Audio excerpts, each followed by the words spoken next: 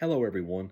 I wanted to make a video about why intelligent people are often perceived as being unintelligent in society. I know this is often counterintuitive, but I actually think it's true. But before I get started, if you want to prove to yourself that you are in fact intelligent, you should check out my book, The Ecstasy and Ignominy, or my book, Silent Reckoning. Well, if you read those books, your intelligence will not be in doubt. But anyway, um, I think this is absolutely true. Like when we think of an intelligent person who is respected in society, who do we think of?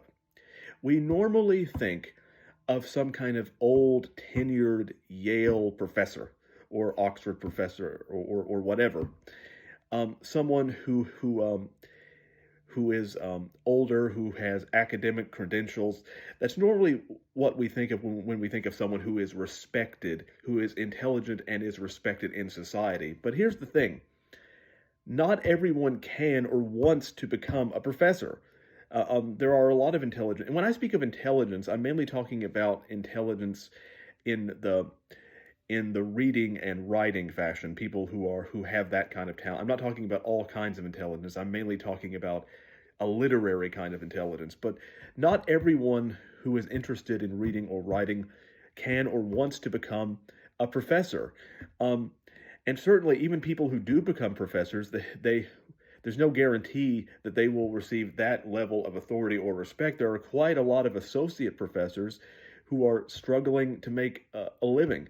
So, and also there are limited job opportunities to become a professor, and some people they don't like the stifling environment of academia, but but that doesn't mean that they aren't interested in reading and writing. They just would prefer to do it in a way that is more free outside of academia. But they have to make a living somehow, and here's the thing: it is very difficult, especially outside of academia, to monetize intelligence. Yes, there are some people who get lucky, and especially if someone who wants to be a writer, there are some writers who will get lucky and sell a lot of books, but that's not most people. You have people like a Cormac McCarthy, for example, who succeeded that way, but not everyone can be Cormac McCarthy. Most intelligent people will struggle to monetize their intelligence because capitalism, in most cases, doesn't really reward that. Yes, people can get lucky, but it's rare to be able to monetize intelligence effectively. So, what do intelligent people do?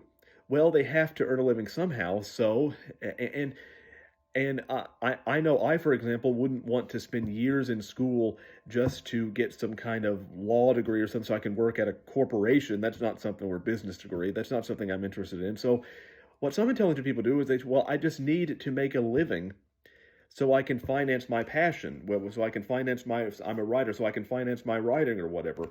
And so some intelligent people, they may say, well, I'm just going to work at Walmart for just to give an illustration, so I can make a living and finance my passion. But here's the thing: is that when an intelligent person works at Walmart, if their talent is reading and writing, they're going to be out of their element there.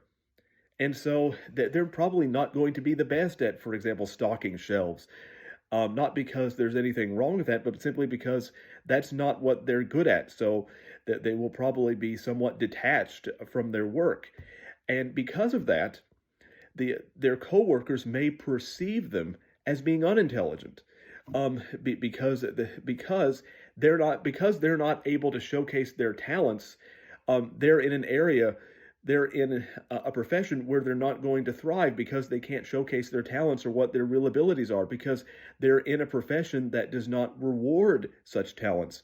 And because they are out of their element, they will often be perceived by the people around them as being unintelligent.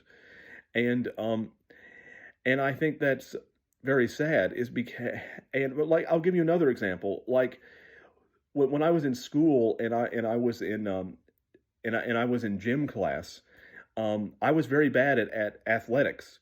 I was very bad at especially ping pong. I hated ping pong. I never knew when it was my turn to serve, or I was very bad at hitting the ball and retrieving the ball and all of that. But because I wasn't very athletic, a lot of people perceived me that there must have been something that I must have been unintelligent. They wouldn't outright say it, but they would condescendingly say, "Good job, Joseph." They wouldn't say that to anyone else, just me, because I would often not hit the ball correctly. So if I hit the ball correctly, they'd say, "Good job, Joseph." But it was a patronizing. They were being patronizing, and I was. But just because someone isn't good at athletics, that doesn't mean they're not intelligent. They're just out of their element. But because we live in a society that often does not reward being well read or writing books, um, since those things aren't valued in society, people will often perceive people who do those things as being unintelligent because they do not fit into the monetary capitalistic system um, that society runs on. And so that's why intelligent people can often be perceived as unintelligent. And also, some people they see intelligent people or well-read people as being threats, that they can become uncomfortable. And that's another reason, is that if an intelligent or well-read person is with a group of people who doesn't value, let's say, literature or anything intellectual, they will obviously not understand that person, and then that group will start to think, well, no, we're intelligent. That person is the problem. They need to communicate more effectively. We're not the problem. They're the problem. And so when you live in an anti-intellectual culture like we do, the people who are anti-intellectual can actually perceive the intellectual people as being unintelligent because they don't understand them, and or they can feel threatened by their intelligence. So instead of trying to learn, they can say, well, that person's just being pretentious.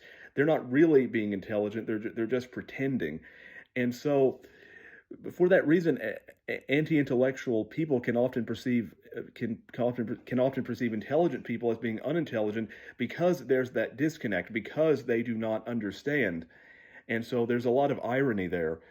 And so for that reason, intelligence really isn't rewarded in society, unless, especially of the literary kind, unless you happen to get extremely lucky with book sales, or if you can become a tenured professor at Yale.